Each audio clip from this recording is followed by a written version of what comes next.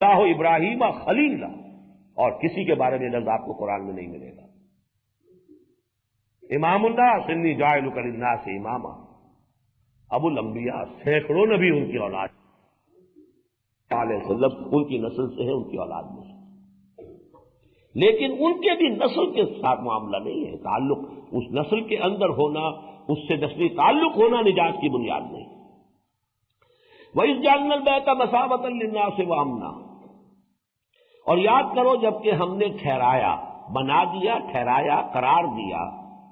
گھر کو، البیت، الف لام نے یہاں عہد کی کیفیت پیدا کر دی، یعنی بیت اللہ، ہمارا گھر، ہم نے اپنے گھر کو قرار دیا، بیت اللہ کو قرار دیا،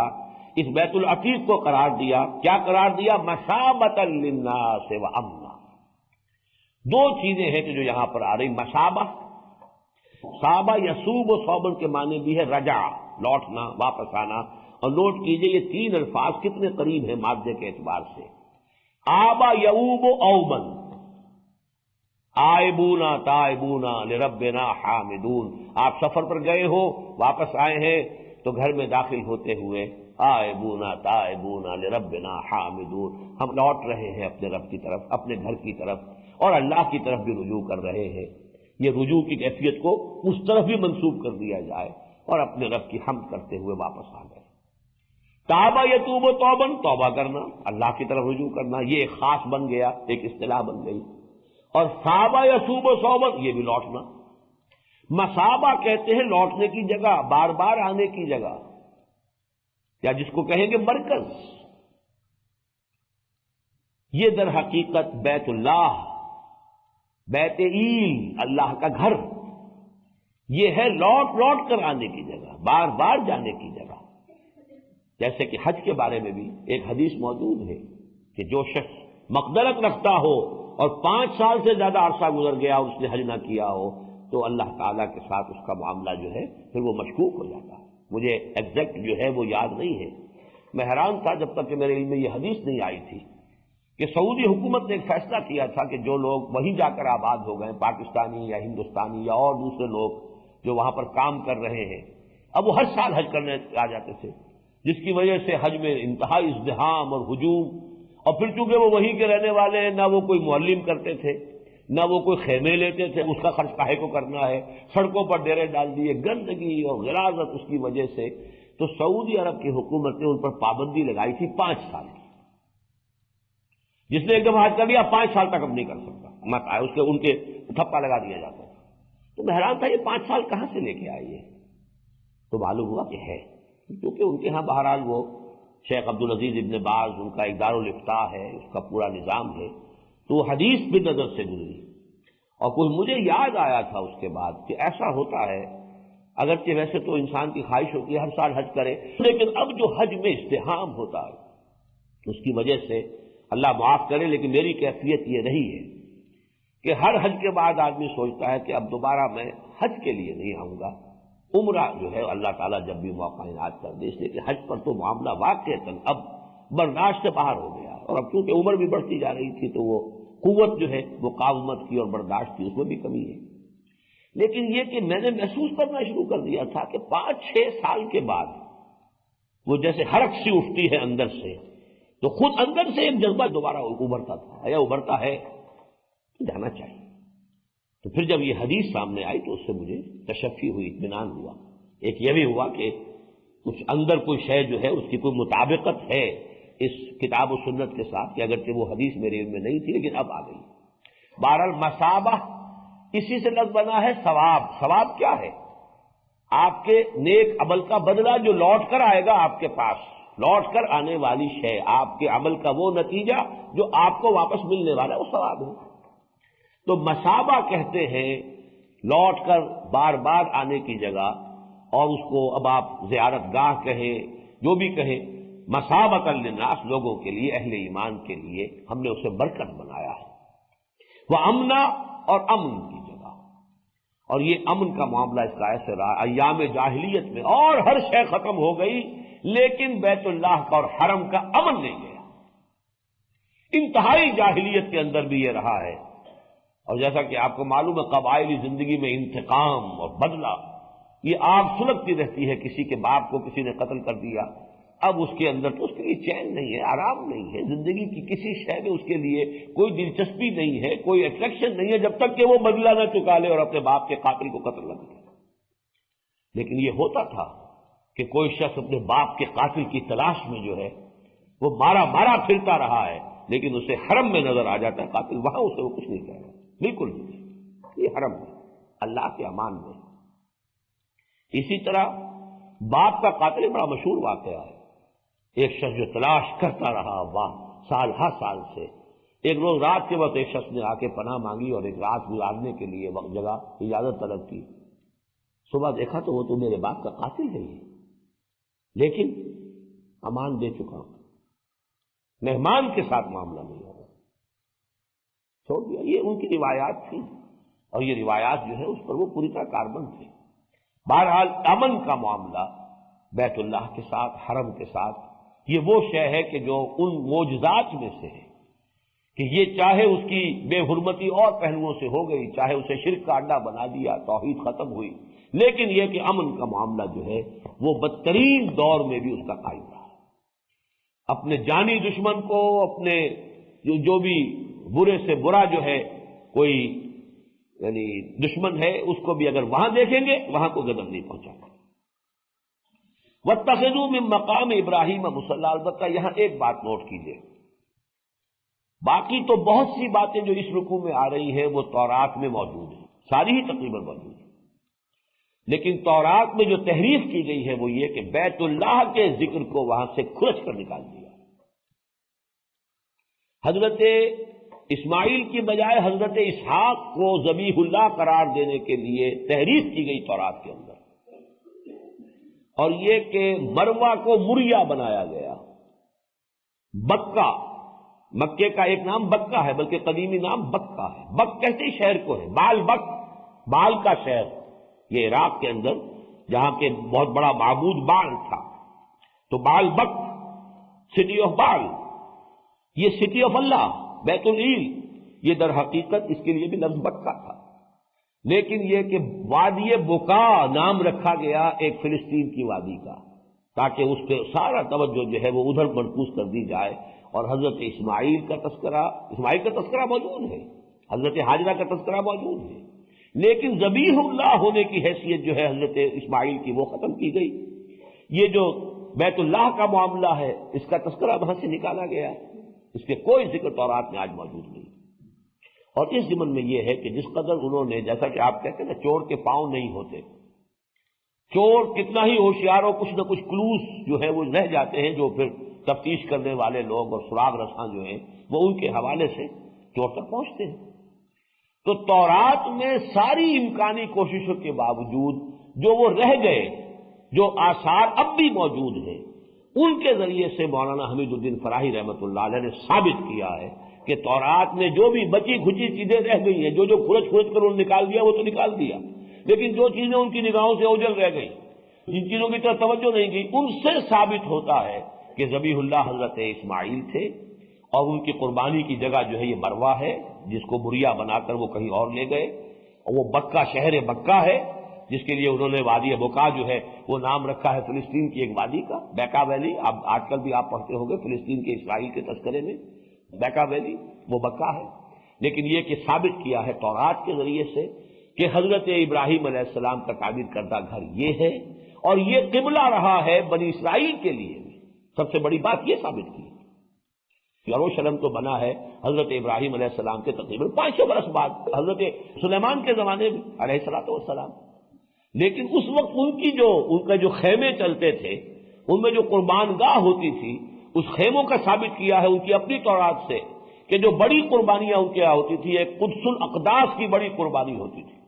ایک سالانہ قربانی جیسے ہمارے ہاں ہوتی ہے عید الاضحیٰ کی، وہ جو قربانی ان کے ہاں ہوتی تھی، وہ قربانی دینے والا ایسے کھڑا ہوتا تھا کہ جنوب کی طرف اس کا رخ ہوتا تھا، جانور کو اپنے سامنے جنوب کی طرف لے جا کر خود اس کے شمال میں کھڑا ہو کر، تاکہ رخ جو ہے وہ جنوب کی طرف ہوتا تھا، اور جنوب میں یہی بیت اللہ ہے، جنوب کی ڈائریکشن کا سبب کوئی اور ہو ہی نہیں سکتا۔ تو یہ ہے اصل میں ایک عربی زبان میں کتاب لکھی تھی مولانا فراہی نے، الرأی الصحیح فی من هو الذبیح، یعنی صحیح رائے اس مسئلے میں کیا ہے کہ ذبیح کون ہے۔ بدقسمتی سے یہودیوں کے زیر اثر ہمارے بعض بڑے بڑے مفسرین بھی اس مغالطے میں مبتلا ہو گئے۔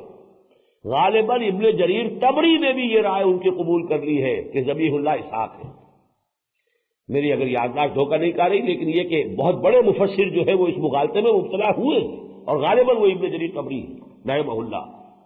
تو اس مسئلے کی بڑی اہمیت ہے، اور اس کو تورات ہی کے حوالوں سے بالکل مبرہن کر دینا، ثابت کر دینا، یہ ایک بڑی خدمت ہے کہ جو مولانا فراہی رحمۃ اللہ علیہ نے کی ہے، جو ان کی کتاب جو پھر عربی سے اردو میں ترجمہ کیا مولانا اصلاحی صاحب نے، ذبیح کون ہے کے نام سے وہ ہم نے شائع کی تھی، بہت پہلے کی بات ہے، کم سے کم 25 برس ہو گئے۔ اس کے کچھ نسخے بھی موجود ہیں، اور بہرحال جن لوگوں کو اس دلچسپی ہو وہ حاصل کر سکتے ہیں۔ وَإِذْ جَعَلْنَا الْبَيْتَ مَثَابَةً لِلنَّاسِ وَأَمْنًا وَاتَّخِذُوا مِن مَّقَامِ إِبْرَاهِيمَ مُصَلًّى، اور اختیار کر لو، بنا لو ابراہیم کے کھڑے ہونے کی جگہ میں سے نماز پڑھنے کی جگہ۔ مصلی یہ بھی اس میں ظرف ہے صلاۃ سے، وہ جگہ جہاں پر نماز پڑھی جائے۔ مقام بھی اس میں ظرف ہے، قیام کی جگہ، قیام گاہ۔ لیکن اس کے دو مفہوم جو لیے گئے ہیں، اور ایک عام مفہوم جو ہے جو بہت زیادہ رواج پا چکا ہے، وہ بھی سلف سے چلا آ رہا ہے۔ ایک دوسرا مفہوم جو اگرچہ عام نہیں ہے لیکن وہ بھی سلف سے ہے، وہ بھی عبداللہ ابن عباس رضی اللہ تعالیٰ عنہ سے وہ بھی روایت کیا گیا ہے۔ جو عام جو ہے وہ تو یہ ہے کہ حضرت ابراہیم جب تعمیر کر رہے تھے بیت اللہ کی، تو ظاہر بات ہے کہ اس وقت نہ تو کوئی ایسی مشینیں موجود تھیں کہ جن سے اونچا ہوا جا سکے، اور یہ باقی سارا یہ بھی بعد میں جو تعمیر کے جو بھی نظام بنے ہیں، پیر لگانا، اوپر چڑھنا، شاید اس کا بھی سامان نہ ہو ان کے پاس۔ تو اللہ تعالیٰ نے موجزانہ طور پر ایک پتھر انہیں دیا تھا جس پر وہ کھڑے ہو کر تعمیر کرتے تھے، اور جیسے جیسے دیوار اونچی ہو رہی تھی وہ پتھر بھی اونچا ہوتا چلا جاتا تھا۔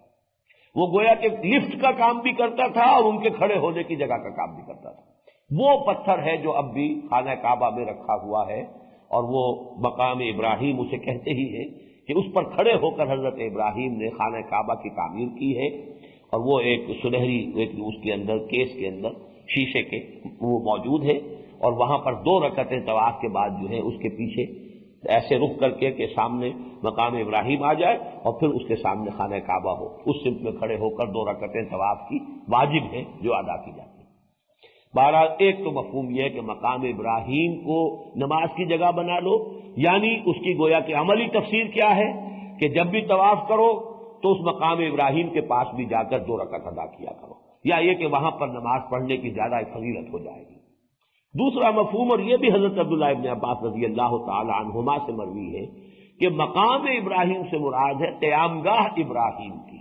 یہ پورا جو علاقہ ہے مکے کا، یہ حرم کی جگہ، یہ گویا کہ پورا حضرت ابراہیم علیہ السلام نے جب اپنی بیوی کو حضرت حاجرہ کو، اپنے بیٹے کو اسماعیل کو یہاں آباد کیا ہے، تو یہ گویا کہ ان کا مقام ہے، ان کی قیام گاہ ہے، ان کے ٹھہرنے کی جگہ ہے۔ اس کو نماز کے لیے بنا لو، گویا کہ یوں سمجھیے کہ بیت اللہ وہ تو ایک وہ چوکور گھر ہے اس وقت جو بھی، اور اس کے گرد جو ہے مسجد حرام، یہ ہے نماز پڑھنے کی جگہ۔ وہ تو مسجد حرام کی گود میں اللہ کا گھر وہ جو ہے بیت اللہ جو ہے اس کے درمیان میں ہے۔ تو یہ دوسرا مفہوم ہو جائے گا کہ یہاں پر مقام ابراہیم سے مراد حضرت ابراہیم کے قیام گاہ۔ وَاتَّخِذُوا مِن مَّقَامِ إِبْرَاهِيمَ مُصَلًّى وَعَهِدْنَا إِلَىٰ إِبْرَاهِيمَ وَإِسْمَاعِيلَ أَن طَهِّرَا بَيْتِيَ لِلطَّائِفِينَ وَالْعَاكِفِينَ وَالرُّكَّعِ السُّجُودِ۔ عہدنا الہ، عہد کے بعد جب الہ کا صلہ آتا ہے تو اس کے معنی ہوتے ہیں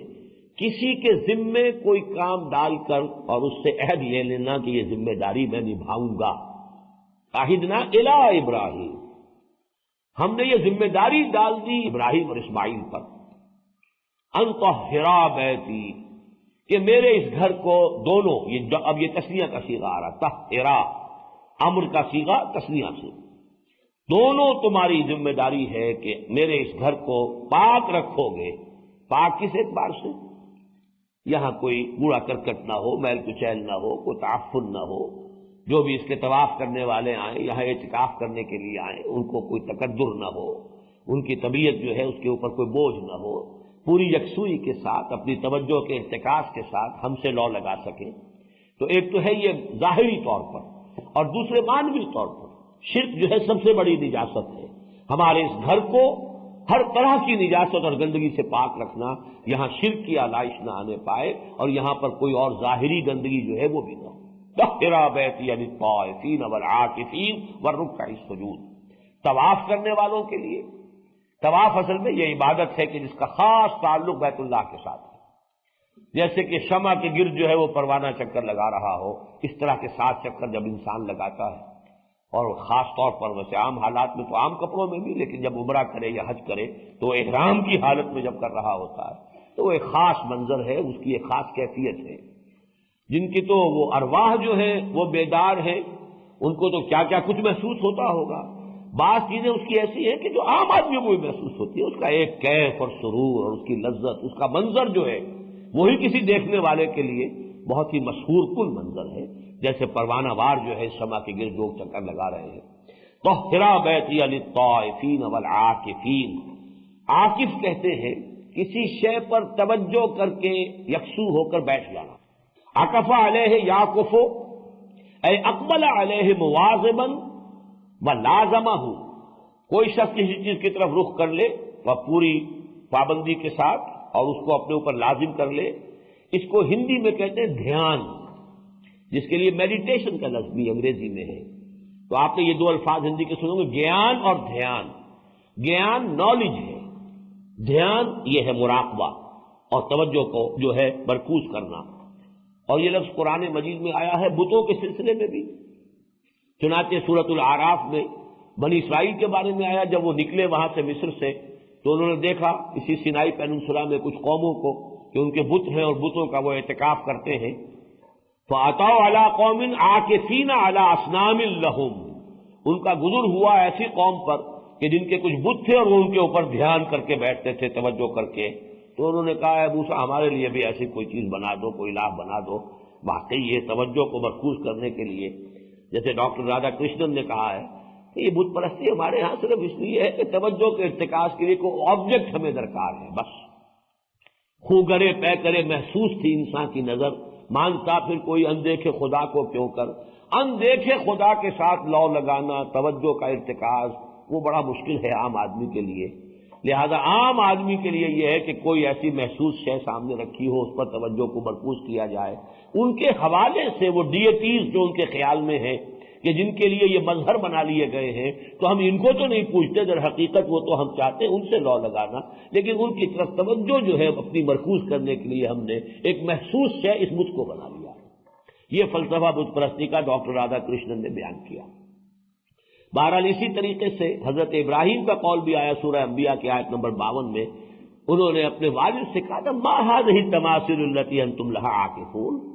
بیان یہ کیا مورتیاں ہیں جن کو میں دیکھتا ہوں کہ آپ لوگ بڑے ادب کے ساتھ اور دھیان کے ساتھ توجہ جما کر ان کے سامنے بیٹھے، کیا ہے یہ؟ تو یہ اعتکاف جو ہے یہ بتوں کا تو ہوتا چلا آیا ہے، لیکن ایک اللہ کا اعتکاف کرنے والے وہ مسجدوں کے اندر بیٹھتے ہیں، وہ اسی طریقے سے بیت اللہ میں اعتکاف کے لیے لوگ آتے تھے، اور اب بھی ہوتے ہیں، بے شمار لوگ ہوتے تھے۔ تو میرے اس گھر کو پاک و صاف رکھو۔ وَعَهِدْنَا إِلَىٰ إِبْرَاهِيمَ وَإِسْمَاعِيلَ أَن طَهِّرَا بَيْتِيَ لِلطَّائِفِينَ وَالْعَاكِفِينَ وَالرُّكَّعِ السُّجُودِ۔ رکع یہ جمع ہے راکع، رکوع کرنے والا، سجود ساجد کی جمع ہے، سجدہ کرنے والے۔ یہ گویا کہ 4 الفاظ، اور سورہ حج میں بھی یہ آیت آئی ہے، یہ ذرا سے فرق کے ساتھ وہاں آئی ہے عاکف کی بجائے قائمین، وہاں پر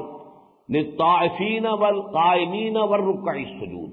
عاکف یہاں آیا ہے، وہاں پر قائمین قیام کرنے والے۔ نماز کا چونکہ جیسے ایک رکن جو ہے سجدہ ہے، ایک رکن اس کا رکوع ہے، ایک قیام بھی ہے، تو ذرا سے فرق کے ساتھ یہ مضمون وہاں بھی آیا ہے۔ لیکن جو نوٹ کرنے والی اہم تر بات ہے، سورہ حج چونکہ مکی سورت ہے، وہاں صرف حضرت ابراہیم کا ذکر ہے، حضرت اسماعیل کا ذکر نہیں ہے۔ وَإِذْ بَوَّأْنَا لِإِبْرَاهِيمَ مَكَانَ الْبَيْتِ أَلَّا تُشْرِكْ بِي شَيْئًا وَطَهِّرْ طَهِّرَا نہیں طَهِّرْ بَيْتِيَ لِلطَّائِفِينَ وَالْقَائِمِينَ وَالرُّكَعِ السُّجُودِ، صرف ابراہیم کا ذکر ہے، ساتھ اسماعیل کا ذکر نہیں ہے۔ یہاں اس کو نمایاں کیا گیا کہ ابراہیم اور اسماعیل 2 تھے کہ جو یہ کام کر رہے تھے۔ کیوں؟ اس لیے کہ یہاں پر اب تذکرہ کرنا اس امت مسلمہ کا جس کا نیوکلیس بنی اسماعیل میں سے تیار ہو رہا ہے، یہ فرق ہے کہ ایک ہی مضمون قرآن مجید میں دو جگہ آ رہا ہے، لیکن تھوڑا سا فرق بھی جو ہوتا ہے اس کے اندر، کہیں ایک ڈیٹیل omit کر دی گئی، کہیں اس ڈیٹیل کو نمایاں کیا گیا۔ حضرت ابراہیم اصل معمار تو وہ ہے، حضرت اسماعیل کی حیثیت ہیلپر کی ہے۔ ظاہر بات ہے کہ حضرت ابراہیم علیہ السلام وہی ہے، اور یہ تو ابھی 13 برس کی عمر ہے ان کی، وہ ان کے ہیلپر کی حیثیت سے ہے۔ اصل معاملہ جو ہے امام الناس وہ تو حضرت ابراہیم ہے، وہاں اسی پر اتفاق کی گئی۔ وہاں اصل میں اس گھر کی جو جڑ اور بنیاد تھی، وہاں پر سب سے پہلے اللہ تشرک بھی شیئا، میرے ساتھ شرک ہرگز مت کرنا، مت شریک ٹھہرانا کسی شے کو، یہاں اس کو omit کر دیا گیا۔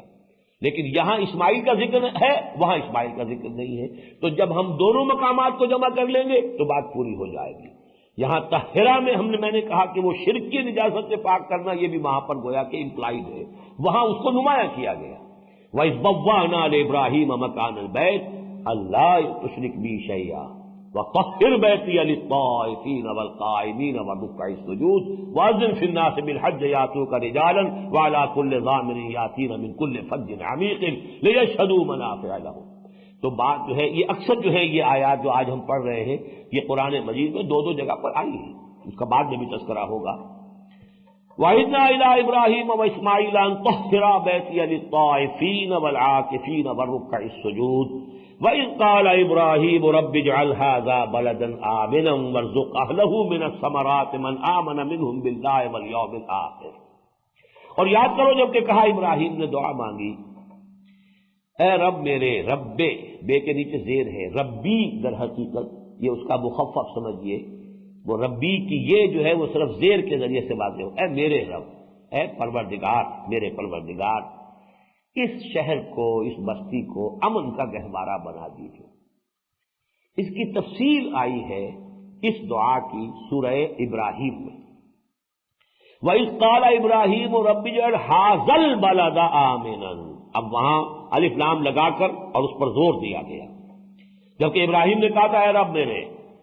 اس گھر کو امن کا گہوارہ بنائیو، وَاجْنُبْنِي وَبَنِيَّ أَن نَّعْبُدَ الْأَصْنَامَ، اور بچائے رکھیو مجھے بھی اور میری اولاد کو بھی، میری نسل کو بھی، کہ ہم ان بتوں کی پرستش کرنے لگ جائیں، معاذ اللہ۔ رب انہن اضللن کثیرا من الناس، اے رب ہمارے، اے رب میرے، ان بتوں نے بہت سو کو گمراہ کیا ہے پہلے بھی۔ فمن تبعنی، تو میری اس نسل میں سے جو میرا اتباع کرے، میری پیروی کرے، میرے نقش قدم پر چلے، فإنہ منی، تو وہ تو مجھ میں سے ہے ہی، وہ تو ان تمام وعدوں کا مصداق ہے ہی جو تو نے مجھ سے کیے ہیں۔ ومن عصانی فإنک غفور الرحیم، اور اے پروردگار جو میری نافرمانی کرے تو تو غفور الرحیم ہے۔ یہ التجا کی سب سے زیادہ لجاجت آمیز انداز جسے کہا جاتا ہے، اور کیا کہیں پروردگار تو غفور الرحیم ہے۔ ربنا انی اسکنت من ذریتی بواد غیر ذی زرع، اے رب ہمارے، میں نے اپنی اولاد میں سے ایک حصے کو، ایک نسل کی، اپنی ایک نسل کو، اپنی ایک شاخ کو عند بیتک المحرم، تیرے اس حرمت والے، عزت والے گھر کے پاس آباد کر دیا ہے، اگرچہ بواد غیر ذی زرع، یہاں کوئی زراعت نہیں، کوئی پیداوار نہیں، بے آب و گیا وادی کے اندر۔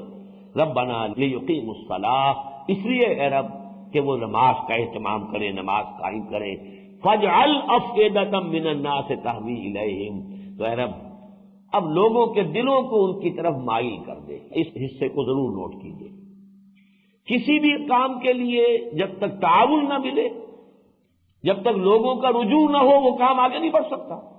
اے رب تیرے حکم سے میں نے اپنی نسل کو لا کر یہاں آباد کر دیا، جہاں نہ کچھ پیدا ہوتا ہے، بے آب و گیا وادی ہے۔ اب اے پروردگار تیرے ہاتھ میں ہے، جیسا کہ حضور نے فرمایا تمام انسانوں کے دل اللہ کی دو انگلیوں کے مابین ہے، جدھر چاہتا پھیر دیتا ہے۔ اب لوگوں کے دل ان کی طرف مائل کر، لوگوں کا میلان ہو، لوگوں کے دلوں میں ان کی محبت پیدا کر دے تاکہ وہ ادھر مائل ہوں۔ اسی ذریعے سے وَارْزُقْهُم مِّنَ الثَّمَرَاتِ، اور ان کے لیے ذریعہ بنا دے کہ ان کو جو ہے پھلوں کی روزی ان کو پہنچا، لعلہم یشکرون، تاکہ وہ تیرا شکر ادا کریں۔ اس پورے کو یہاں پر خلاصہ کر کے، چونکہ یہ سورہ ابراہیم مکی سورت ہے، تفصیل وہاں آ چکی ہے، لہذا یہاں جو اس کا دوبارہ حوالہ ہے اختصار کے ساتھ، وَإِذْ قَالَ إِبْرَاهِيمُ رَبِّ اجْعَلْ هَٰذَا بَلَدًا آمِنًا وَارْزُقْ أَهْلَهُ مِنَ الثَّمَرَاتِ مَنْ آمَنَ مِنْهُمْ بِاللَّهِ وَالْيَوْمِ الْآخِرِ۔ لیکن یہاں احتیاط کیا کی ہے، کیونکہ اللہ تعالیٰ کی طرف سے ایک بات آ گئی تھی کہ لا ینال عہد الظالمین، میرا یہ جو امامت الناس والا جو منصب میں تمہیں دے رہا ہوں اے ابراہیم، یہ میرا قول، یہ میرا اقرار، یہ میرا عہد، تمہاری اولاد میں سے جو ظالم ہوں گے، مشرک ہوں گے، وہ اس میں شامل نہیں ہوں گے۔ یہاں حضرت ابراہیم اب خود آگے بڑھ کر ایکسکلوڈ کر رہے ہیں۔ یہ ہے گویا کہ بندگی کی ایک شان کہ اللہ تعالیٰ کی طرف سے جو بات ہے وہ اپنی دعا میں سے انہیں ایکسکلوڈ کر رہے ہیں۔ پروردگار میں دعا کر رہا ہوں اپنی اولاد میں سے صرف ان کے لیے، من آمن منہم باللہ والیوم الآخر، جو بھی ان میں سے تجھ پر بھی ایمان رکھنے والا ہو، یوم آخر پر بھی ایمان رکھنے والا ہو، اے رب اس کے لیے اس ثمرات کے ذریعے سے روزی فراہم کر۔ اس لیے کہ ظاہر بات ہے کہ یہاں تو کوئی پیدا نہیں ہو رہا، یہاں کوئی ذرائع معاش ہے نہیں۔ اے رب اپنے خاص فضل و کرم سے، اپنے خاص جو ہے جو بھی تیری قدرت خاصہ ہے اس کو بروئے کار لاتے ہوئے ان کے لیے معاش کا، ان کے لیے روزی کا اہتمام فرما۔ یہاں البتہ ایک بات مجھے وضعی معلوم ہوئی ہے کہ ثمرات کا ترجمہ ہمیشہ میوے کر دیا جاتا ہے، تو اگرچہ ثمرات میں میوے بھی شامل ہیں، لیکن میوے کے لیے اپنی جگہ پر عربی زبان کا ایک مستقل علیحدہ لفظ فواکہ ہے، اور قرآن مجید میں آیا، بار بار آیا۔ فواکہ ہے جو خالص ہے میووں کے لیے۔ ثمر تو در حقیقت ہر شے کا جو بھی پھل ہے وہ اس کا ثمر ہے، یہاں تک کہ انسان کی اولاد اس کا ثمر ہے۔ وَكَانَ لَهُ ثَمَرٌ جو سورہ کہف میں آیا ہے، وہاں اس سے مراد بہت سے حضرات نے لیے کہ اولاد بھی تھی اس کے 2 باغ بھی تھے، باغوں کے مابین کھیتی بھی تھی، کھجوروں کے درختوں کی باڑ بھی لگی ہوئی تھی، اس میں چشمے بھی رواں تھے، سب کچھ ہو رہا تھا، اور اس کے اپنے اولاد بھی تھی، خود بھی جو ہے وہ یعنی بے اولادہ نہیں تھا، بے ثمر نہیں تھا، بلکہ اس کی اولاد بھی تھی۔ تو اس حوالے سے یہاں پر ثمرات جو ہیں وہ تمام صرف ان جو بھی میوے جنہیں کہا جاتا ہے یا پھل، ان سے آگے بڑھ کر اجناس بھی اس میں شامل ہو جائیں گی۔ تو اے پروردگار جو بھی ان میں سے صحیح ایمان کے حامل ہوں انہیں تو رزق بہم پہنچا۔ قال ومن کفر، فرمایا کہ جو کوئی کفر کرے گا فامتعہ قلیلا، اب یہاں پر اللہ تعالیٰ کی طرف وضاحت کی جا رہی ہے، اس دنیا میں تو ہم اس کو بھی متاع دیں گے، جیسے کہ سورہ بنی اسرائیل میں آیا ہے کُلًّا نُمِدُّ ہؤلاء وہؤلاء من عطاء ربک وما کان عطاء ربک محظورا، اس دنیا میں تو ہم کافروں کو بھی دیں گے اور اہل ایمان کو بھی دیں گے۔ امامت کا معاملہ تھا وہ کہ جس کا تعلق ایمان سے تھا، جس سے محروم کر دیے جائیں گے کہ جو مشرک ہیں اور جو گناہ گار ہیں، لیکن دنیاوی معاملات کی حد تک فَأُمَتِّعُهُ قَلِيلًا، انہیں بھی میں ساز و سامان دنیا کی چیزیں دوں گا، لیکن قلیل کے درجے میں ہے، پوری دنیا کی زندگی قلیل کے درجے میں ہے، تو جو کچھ یہاں پہ دیا جا رہا ہے خواہ تمہیں کتنا ہی بڑا معلوم ہو رہا ہو، لیکن یہ کہ وہ حقیقت نفس الامری کے اعتبار سے قلیل کے حکم میں ہے۔ ثم اضطرہ الی عذاب النار، پھر میں اسے کشاں کشاں کھینچ کر لے آؤں گا آگ کے عذاب کی طرف، وبئس المصیر، اور وہ بہت ہی برا ٹھکانہ ہے۔ بارک اللہ لی ولکم فی القرآن العظیم ونفعنی وإیاکم بالآیات والذکر الحکیم۔